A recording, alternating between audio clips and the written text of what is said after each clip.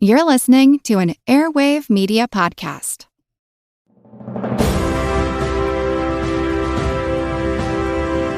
Hold your ears, folks. It's showtime. People pay good money to see this movie. When they go out to a theater, they want cold sodas, hot popcorn, and no monsters in the projection booth. Everyone pretend podcasting isn't boring. Turn it off. Turn it off.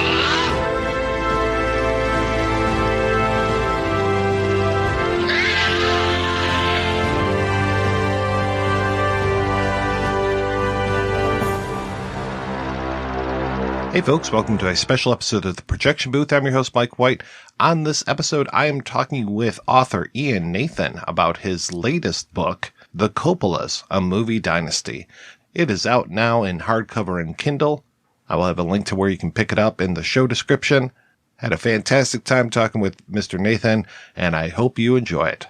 Obviously, I want to speak to you about your book, The Coppolas, but I want to know more about you. Can you tell me how you got into writing about films? Like many people, I grew up loving film. My parents split when I was very young. And when I saw my father, he used to take me to films. It was kind of the thing we did together.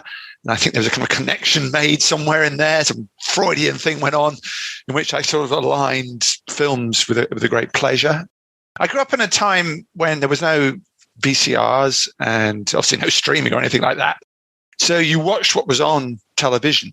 And my parents were always very good at sort of building up films that were going to come on TV. And I have such a memory of them talking about, like, Dr. No will be playing at Sunday afternoon. So the family have to sit down and watch Dr. No. And it was such a big deal to me. And of course, it lived up to everything they said it was going to be. So films just became this event. And that sort of mushroomed, mutated, if you want, into a kind of obsession. No one tells you at school that you can write about films. You know, that's not on the list of jobs you should be going for. Your careers advisor says, "Oh, lawyer or doctor," or if you can't do those things, then go into business or something. No one ever said film critic or author because they couldn't conceive of that. And I went off to university and I did a science degree.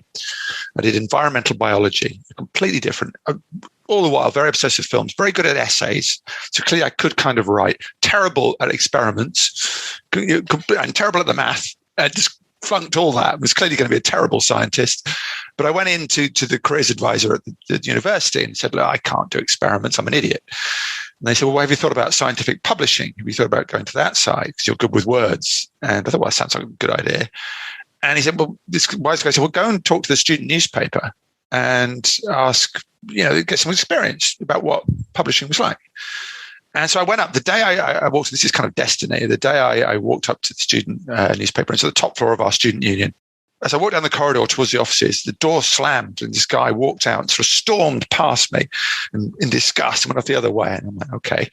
And I went in, and it turns out he was the entertainment editor, but mainly the film critic.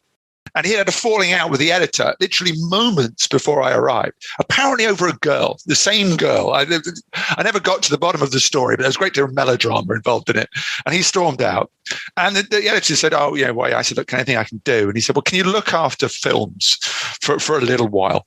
Basically, I've still got that job. I'm still holding on and I'm still looking after films on some level because I never let go once I was in. And it was absolutely eye-opening. Not just, you got to see movies and that was all very exciting and you got to commission and write. But just the process of publishing was fantastic to me. That you take sort of concepts and they grow into a finished article. I mean, it was like a student newspaper, it's a weekly thing. It was I was at Cardiff and it was called Gaerith, which is Welsh for free word. And that year that newspaper won the Guardian newspaper student awards. For the best student newspaper. So we all got a little bit of a lift from that. And I kind of knew that's what I wanted to do. I wanted to write about film. I wanted to publish about film. I wanted to be involved in magazines or newspapers. And with film as my subject, bring the kind of two parts of my life together. I had no idea how. I had to kind of invent it. And there was a kind of long period of getting into screenings and writing for local newspapers and radio and all little bits and pieces and having jobs on the side, all those kind of things.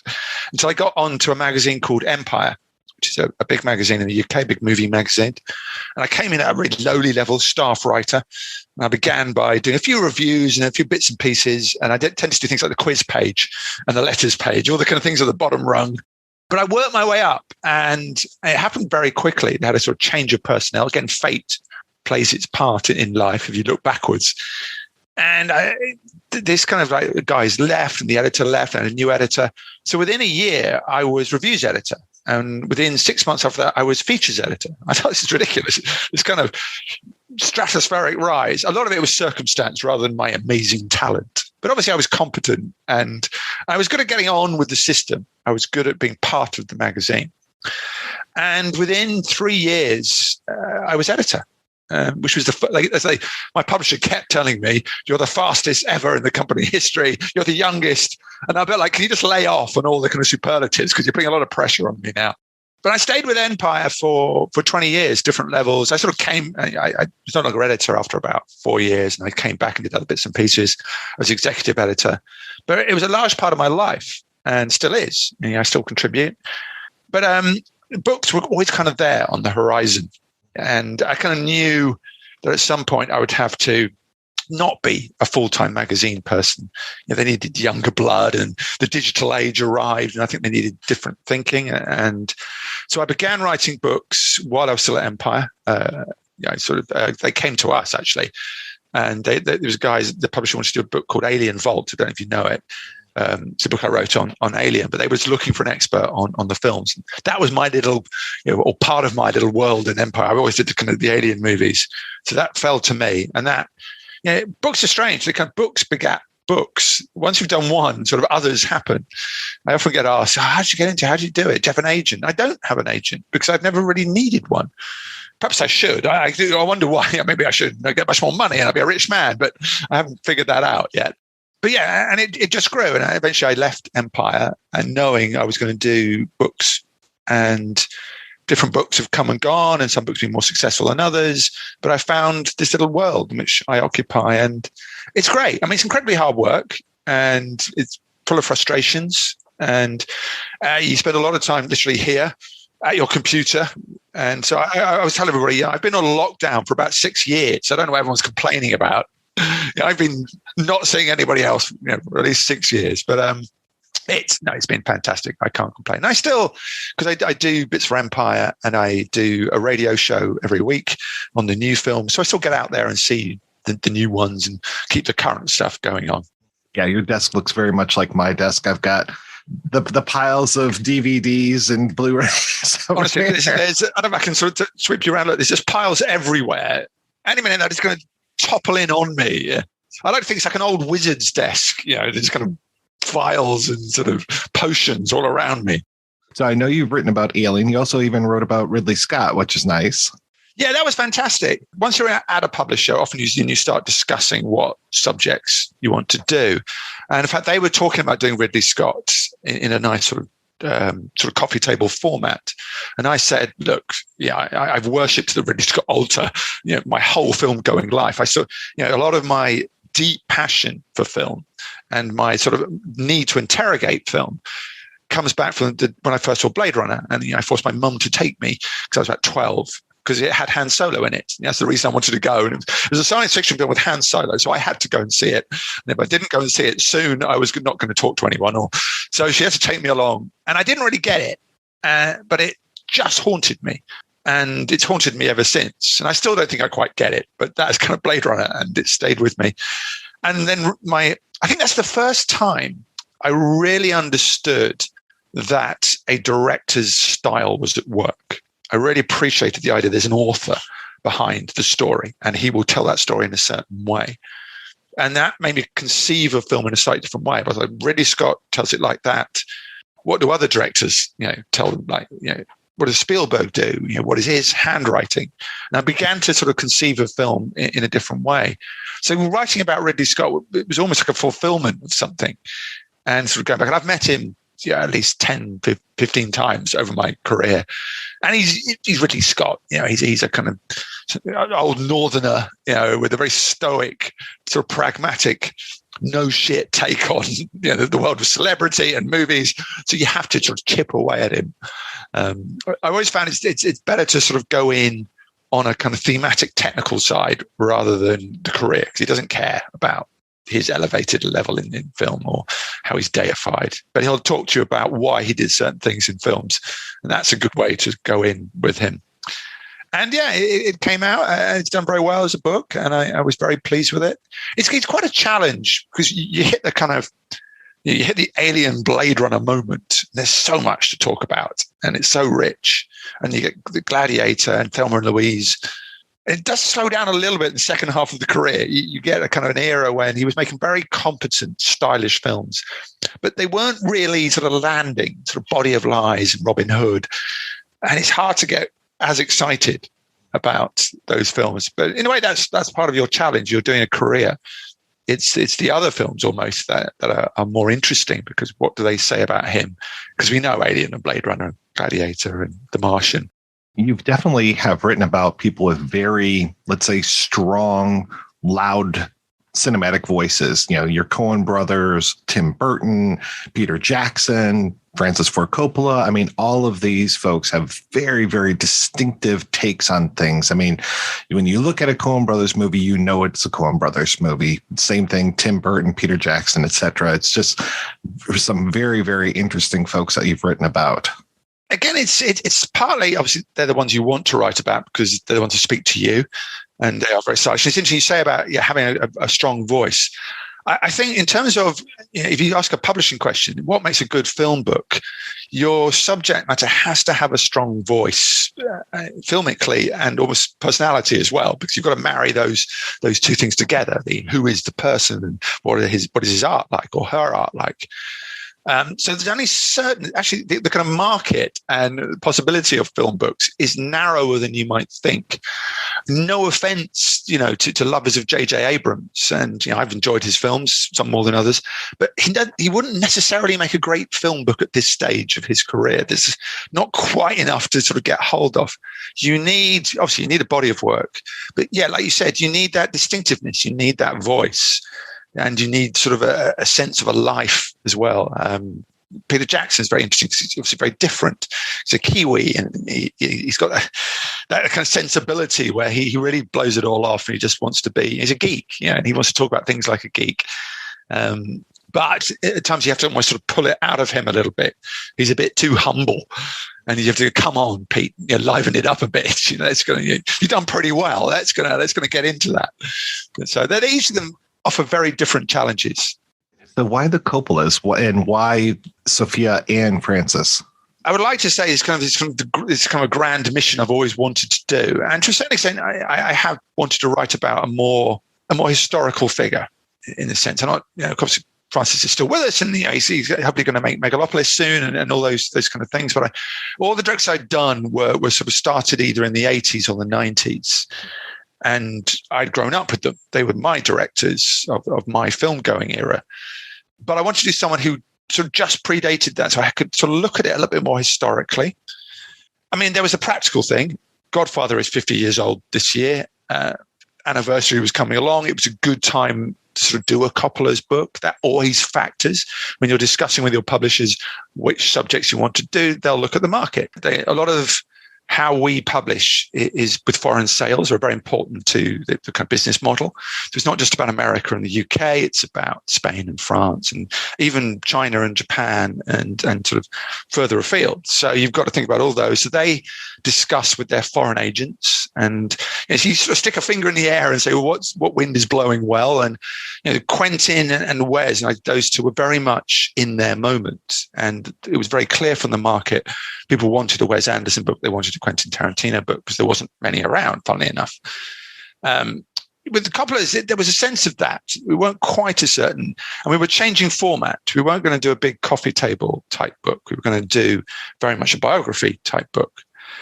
And I think that's where we decided, rather than just do Francis alone and do a Francis book, because there's a few out there and very good ones, and he's been written about a lot. He's a very legendary figure in the business. Easy Riders, Raging Bulls. All those kind of great, filmic tomes are out there. There hadn't been a book about the family as a whole, and essentially the family, in terms of directors, is the backbone is Francis into Sophia. And one of the themes I immediately sort of sprang upon was the fact that right now, Sofia is the bigger Coppola. She is the better known Coppola. And how did that come about? And what went on? So I wanted to tell this kind of sort of this story where he comes along and has this incredible moment, and then to a certain extent, not fades, but moves into the background a bit. He's no longer making Godfathers and Apocalypse Nows. And Sofia, who's very different, comes into the foreground. So we wanted to frame that as sort of a father-daughter story, but also it was clear it was a family story. So you have Eleanor and you have, Talia Shire and Nicolas Cage. You have this kind of whole saga really in front of you. I mean, it would have been a huge, huge book if we'd done everybody at the detailed level I was going to do, Francis and Sofia, and we sort of drew back from that. It would have taken years. I mean, Nicolas Cage alone is his own story. Yeah. So a lot of those kind of got reduced to smaller entries. Jason Schwartzman, but they are very present, and that idea of family became an important theme. I mean, it gives itself to you, doesn't it? I mean, he's made The Godfather, which is a family story, so it's kind of there. And so you want to go, well, I want to tell a family story, and that changed the way I went about it, because it became much more about, the films were there, and the films give you the timeline of events, but there is this idea of the people moving along as well. Whereas with books like Ridley Scott, you're very film by film. You're doing and this film and that film and that film. Whereas with Coppola, there was a chance to have bits in between and have bits of life that kind of glued the films together. So it's perhaps I would say a more personal book in that sense. It was very smart that you actually have the family tree in the beginning of it. The whole idea of the relationship with Carmine and, oh my God, that story of how Francis pulled a prank on him with the telegraph. Yeah. Oh God, that was terrible. You can just feel the heartbreak, the grief of it.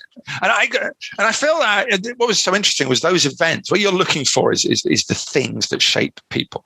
And you just thought that must have had a huge effect on their relationship, on his sense of the world, Francis, father to son. And on the whole idea of, I think you can feel Carmine's sense of he'd never quite made it. He'd never quite done it. And how that kind of had fallen on the family a bit. That was always something that was there in the family home that Daddy hadn't. And he did extraordinary things, but his view of himself was, I've not done it. And he was sort of jealous of the world around him.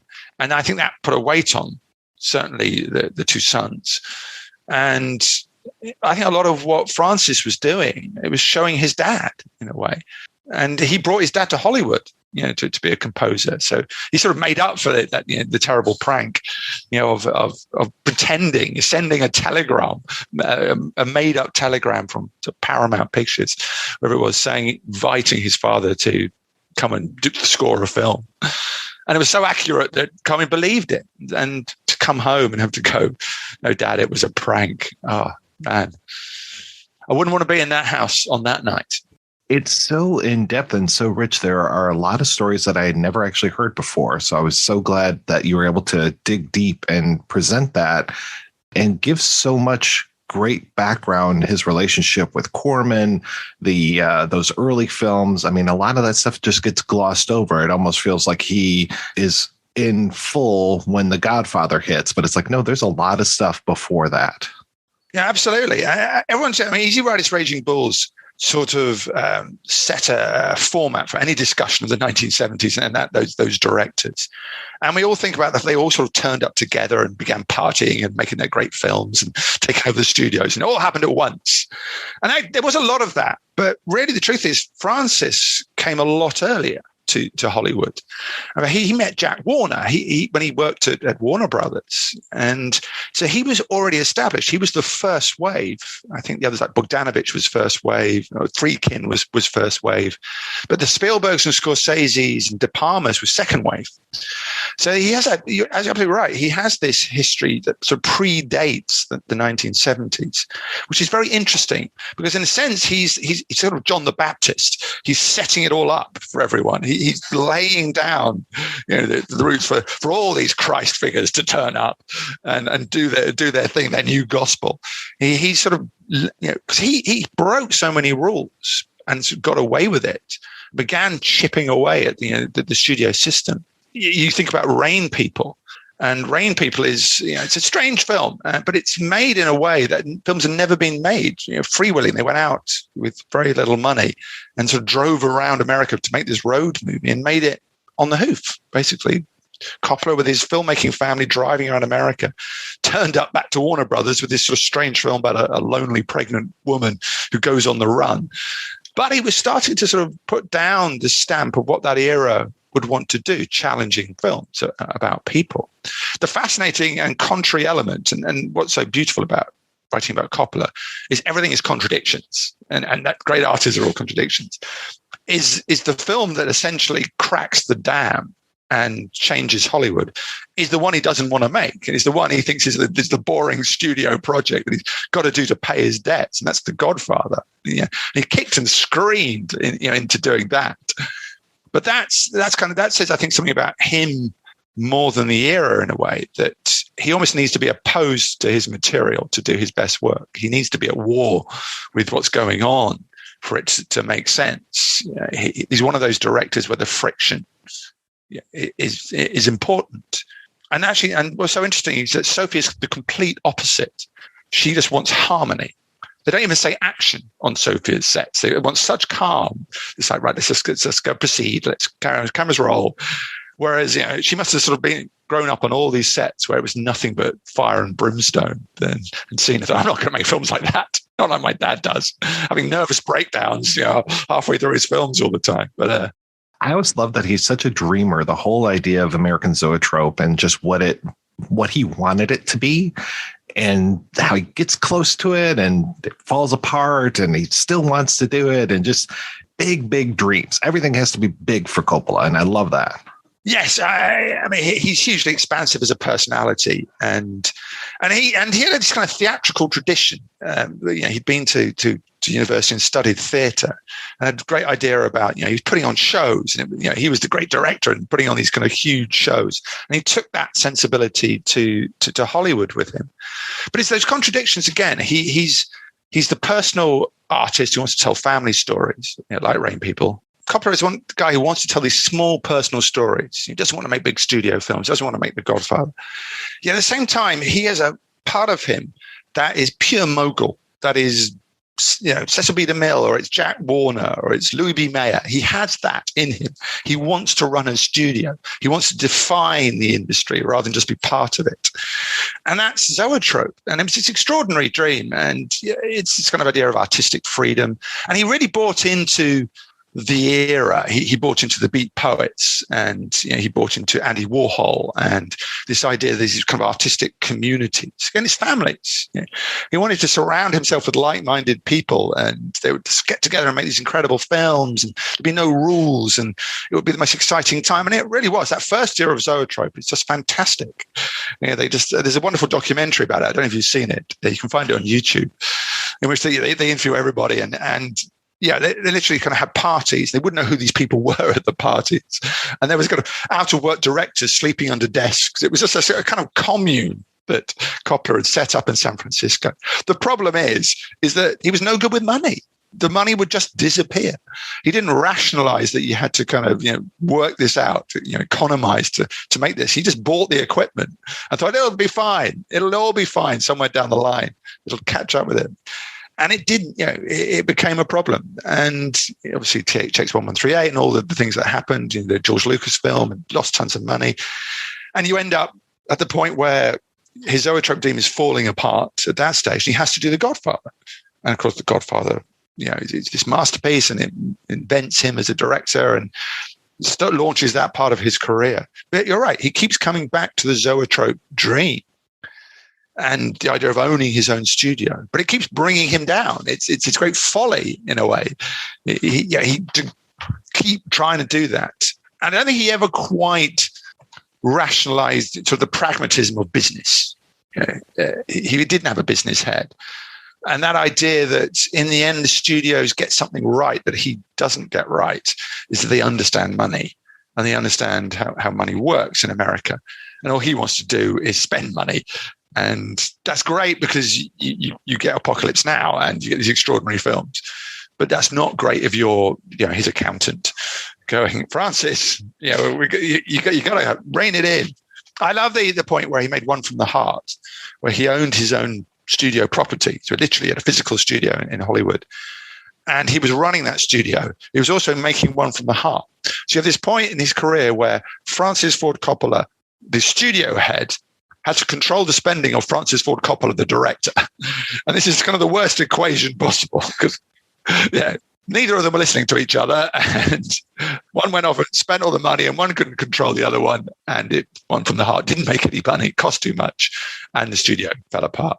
Again, he goes big. What are you going to do? Oh, I'm going to do a musical. I'm going to have it all set bound. I'll have it just, saturated with neon. I'll get Waits and Crystal Gale in here to do all this. I mean, it's just such he's rolling the dice big time. He's got it all on one number and just throws those. And it's almost spectacular to see how bad it fails sometimes. And that story, you look at One from the Heart, and it's a story of just a couple falling apart and coming back together. It's a relationship film. It should be the scale of like a Woody Allen film. It should be. But you're right. He had to build his own Vegas. He couldn't even shoot in Vegas because it wasn't fake enough. He had to go build his own Vegas with this color scheme where the lights represented things. And it's kind of a musical, but not a musical because the songs are a narrative or a narration that sort of come over the top of it. I mean, brilliant ideas. And I have a lot of time for it as a film. It's wonderful to look at. But you look at it and go, why? Why are you spending this much? This could have worked at a smaller level. Better for your studio. But that, you're right, he couldn't, he's incapable of thinking small. Certainly at that stage, he couldn't do it that way because as soon as the opportunity came, he was going to change the industry. Every time he did something, he was going to change the industry with it because he was a pioneer. He was a pioneering spirit. It is amazing that Sophia decided to go into the family business after seeing all of the struggles that her father went through, after the way that she was lambasted for her role in Godfather 3, and people are screaming nepotism, no talent. And then when she starts hitting with her directorial films, it's like, who is this person? Again, it feels like, this amazing artist just fully formed, just hits the scene. Sophie is very interesting. She did resist being a director for a while. She was conscious of the daddy's girl lines. She knew that she would be criticized. I think she was very wary creatively because you're absolutely right. She'd watched her father's turmoil over the years. I mean, he'd always taken his family to the sets and they grew up on the sets. I mean, quite literally. She was out in the Philippines for Apocalypse Now, running around, going to the local schools. So there was this sense in her, I think, that it was too cliched and too obvious to become the director. But it was there. It was bubbling away inside. I mean, it was there genetically. I think, she had her father in her and her mother in her as well. Her mother was an artist and much calmer as a personality. And her brothers, they'd wanted to get into filmmaking as well. Roman and Gio. Sadly, Gio died, but they were both aiming to be, filmmakers. And Talia. And so the family were there. So you couldn't escape it in a way. And she said, I grew up and I would come home from school and Akira Kurosawa would be coming around for dinner. So that was my life. Werner Herzog would just turn up in the kitchen. So directors were everywhere. But it was a book. It was the Virgin Suicides book. And it was, I think almost the right thing happened is that she knew she could tell that story. I didn't think, I want to be a director. I thought, I can tell this story. I understand this story. The story communicates to me. And so I have a vision for it. And that's what turned her into a director. It was understanding what the material needed. It wasn't, I'm a Coppola. This is my destiny. It was literally, I can do this film. I can tell this story. But I need to tell this story.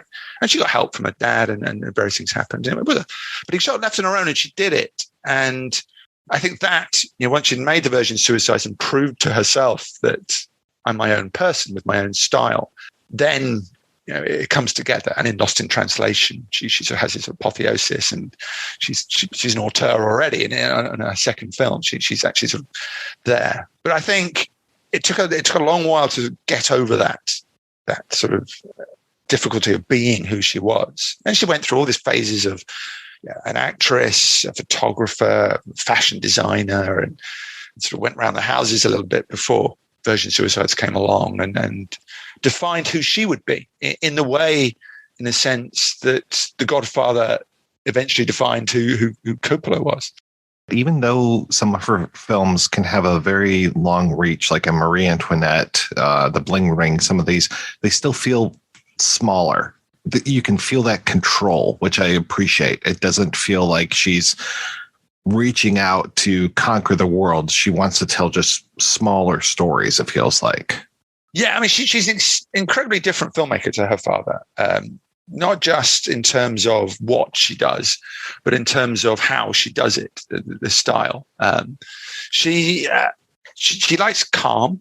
Again, she's seen the battlefields of her father, and she likes calm, Sophia. And I think she has her mother's personality, that sort of need for harmony in the world, whereas Frances needs friction. And I think she knows setting out. She knows what story she's telling. Beforehand, even though there is freewheeling elements to it with Lost in Translation, there's a sense of them making it, in a French New Wave style. Just get out in the streets with very small cameras and shoot what you can. But she knew the sensibility, and she knew the arc that story would have to take. Because it's kind of her story a little bit. So she knew that. And in a way, and I put this in the book, all her films, I think, touch on biography with her, perhaps more than Francis do on him. Some of them do.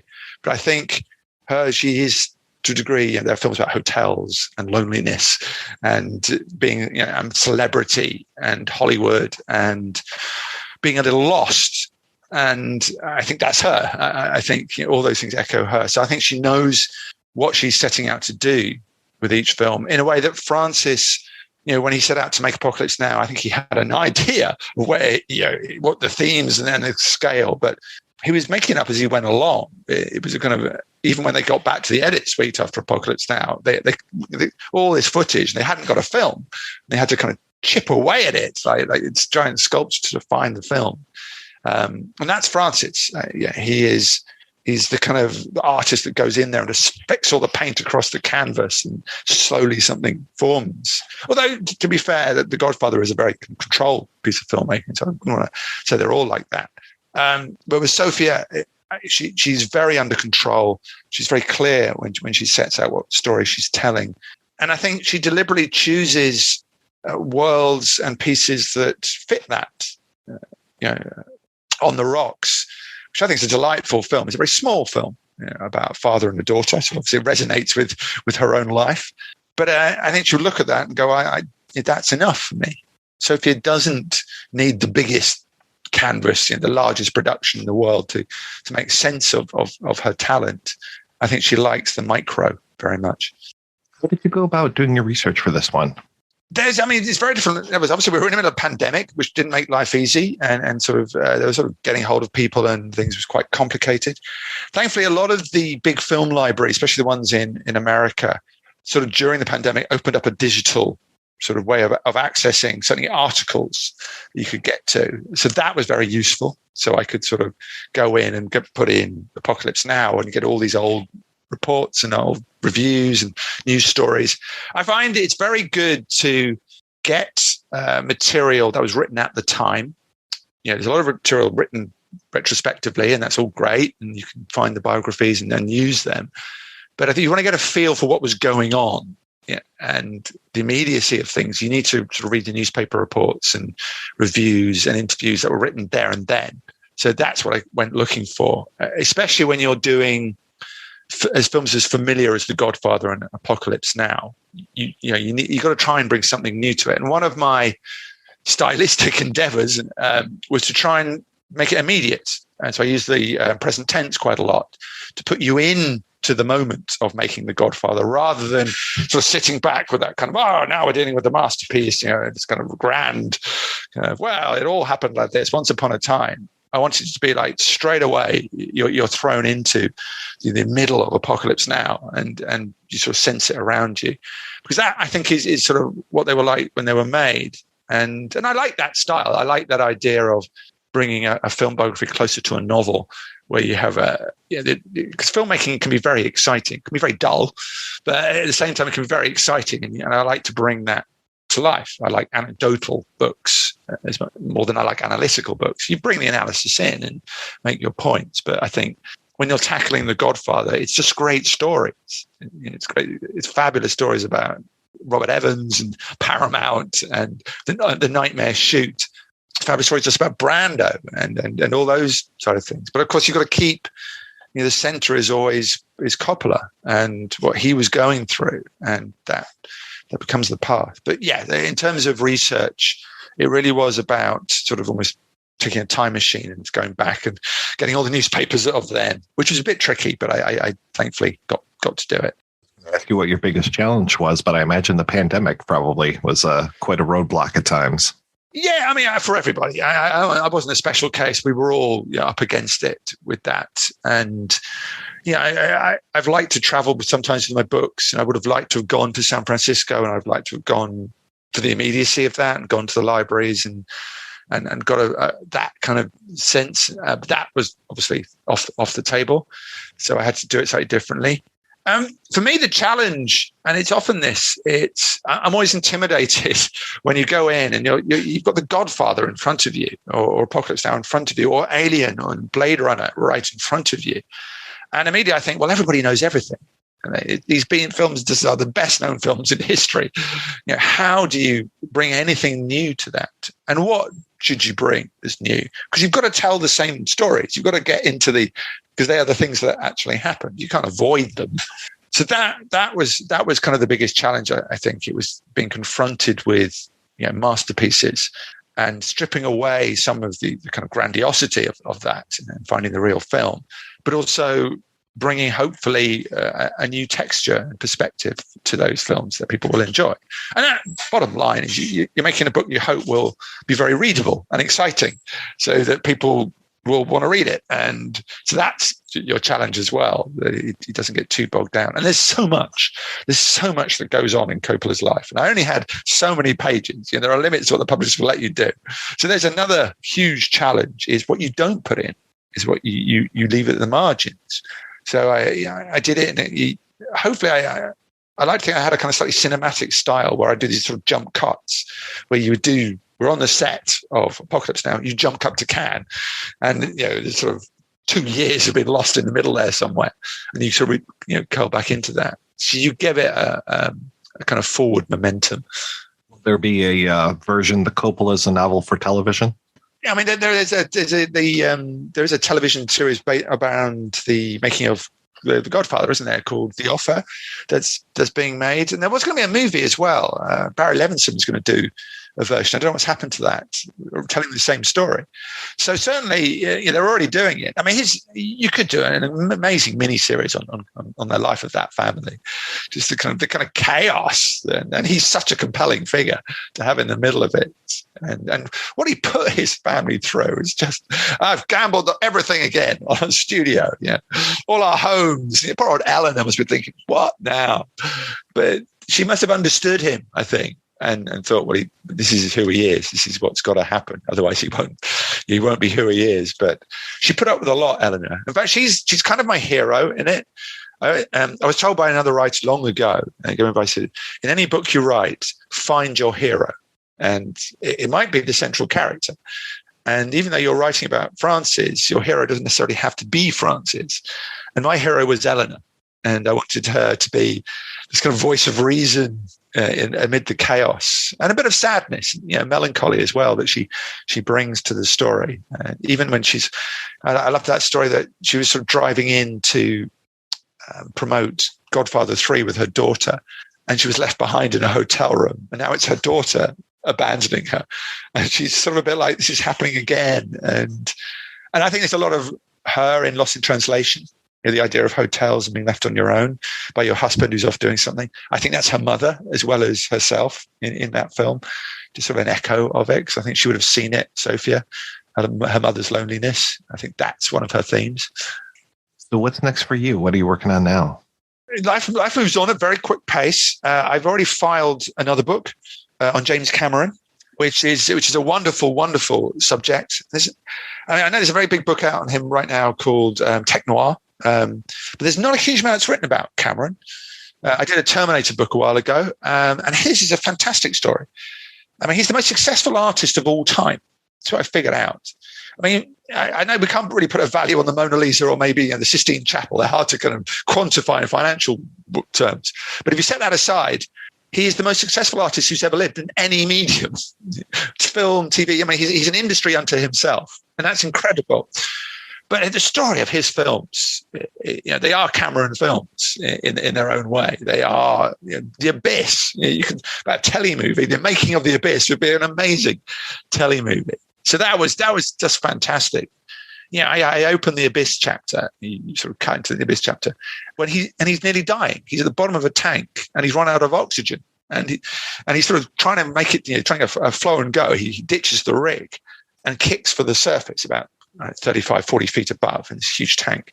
And halfway up, the safety diver gets hold of him, seeing his panic, and puts the respirator in Cameron's mouth, and it's faulty respirator. And Cameron breathes in water. And he panics. He's trying to fight this guy. And it's incredible. And the guy thinks he's just panicking and holds him ever tighter. Cameron punches the safety diver and breaks free, gets to the surface, about to black out, makes it to the surface, blow and go. And initially, the first thing he does is fire the safety diver and fire the first AD who forgot to tell him his tank was emptying. An hour later, he's back at the bottom of the tank. I mean, his story is just, the drive and will was just incredible.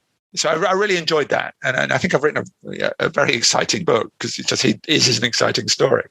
After that, I have a series of books, which is the Quentin Tarantino, Wes Anderson, Guillermo del Toro. There's a series of monographs done in a stylish way.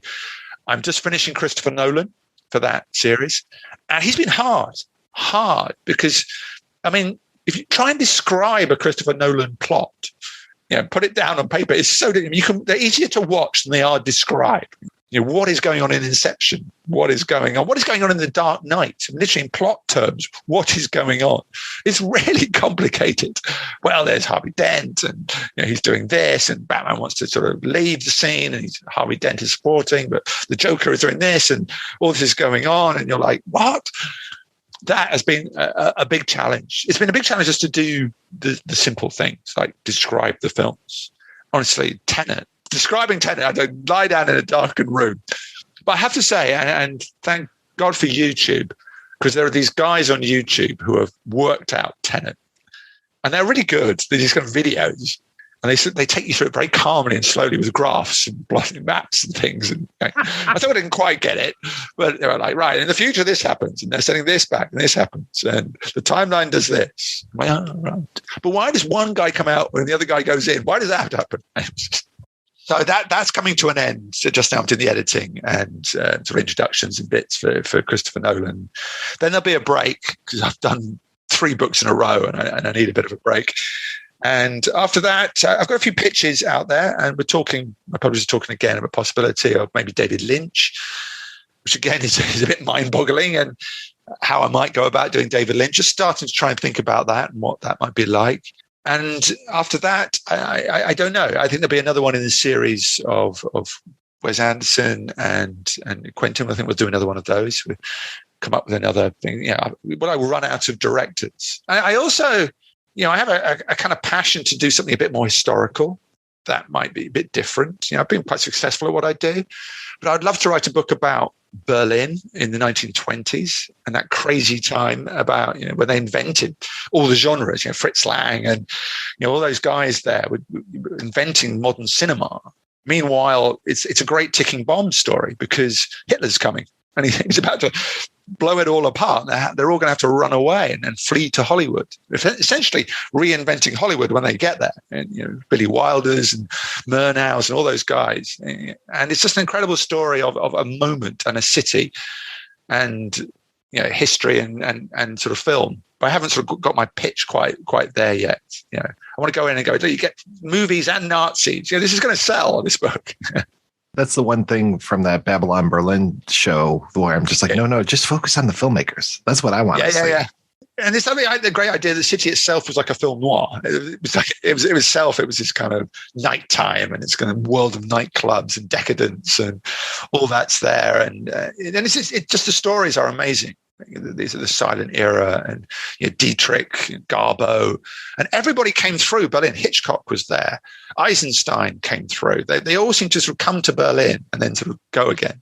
So for that 10 years, it was the epicenter of filmmaking, because in Hollywood, it was Chaplin was sort of beginning and they were sort of finding their feet, but it wasn't yet thriving. It was still sort of starting. But in Berlin, they called it the fastest city in the world at the time. And I wanted to use that as my title, the fastest city in the world. But it's sort of a passion project of mine. And I haven't sort of figured out, how I tell that story. How do you write about 10 years in a city and lots of, multiple characters rather than just one? There's all sorts of challenges involved in it. But that's hopefully something I can do someday. I will come to it. And I've watched all Babylon Berlin because I wanted the inspiration from it. And I've been reading all these sort of Berlin novels, and it just gets more exciting and more daunting every time I sort of step into it. And I go, oh my word, how do I do all this?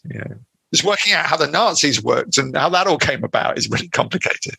Leni Riefenstahl, and when she came along, and I'm feeling chills already, the nightmare of it. But yes, so that's the idea. Hopefully at some point I can just veer off and do something slightly different. But like all things, you go where the work takes you as well. I'm a writer. I need to keep working. I need to pay my bills. So every time a publisher comes along, goes, well, we really want to do a Christopher Nolan for next Christmas? You can't really say no, and you want to keep your books going. So there's always a pragmatic element. Francis never understood this. There's a pragmatic thing. You got to pay your bills. You got to do your job. He'd be off doing his Berlin project. I'm still working on my Berlin project. It's getting bigger and bigger. It's 900 pages, and it's this. Because he was Francis. Where's the best place for people to keep up with you and all your work? Yeah, basically, I mean, the obvious place is the publishing websites of my publishers, and obviously dreaded Amazon is very good to keep track of the books. I have a Substack, which I've neglected lately because I've been finishing my Christopher Nolan book. I have these kind of one thing. You read a lot about how publishers should, or writers should operate in this current world. I just don't know how they do it. They've got a Substack. I've got my Twitter feed. I've got my Instagram, and I try and do all these things. But it's really hard to write a book, watch films, think about a book, and do all your social media at the same time, and then write blogs. But I do have a Substack, which you can find. It's on my Amazon page. And I will update it. It's a little bit out of date at the moment. I want to write something about Nightmare Alley, and I want to do that soon and put that on there because obviously I did a book about Guillermo, and I should do a few other bits and pieces for it. So, there's that. And if you're in the UK or you can want to, I do a Monday night radio show with Times Radio, in which to talk about new releases. And for those who know, I do a television documentary series called Discovering Film, which you can get them in America. Mainly it's UK and Europe, in which we do the history of, sort of little units. We do great actors and great stars with me and a few other talking heads, which is great fun. We've been doing James Cameron and Christopher Nolan lately. And they all get packaged. And so you can find me there as well. So Renaissance man, many different things going on at the same time. And a lot of chaos as well in my life. Ian, thank you so much for your time. This was great.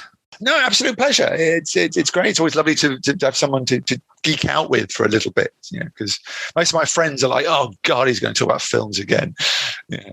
So I love to be able to just talk about films without worrying about it.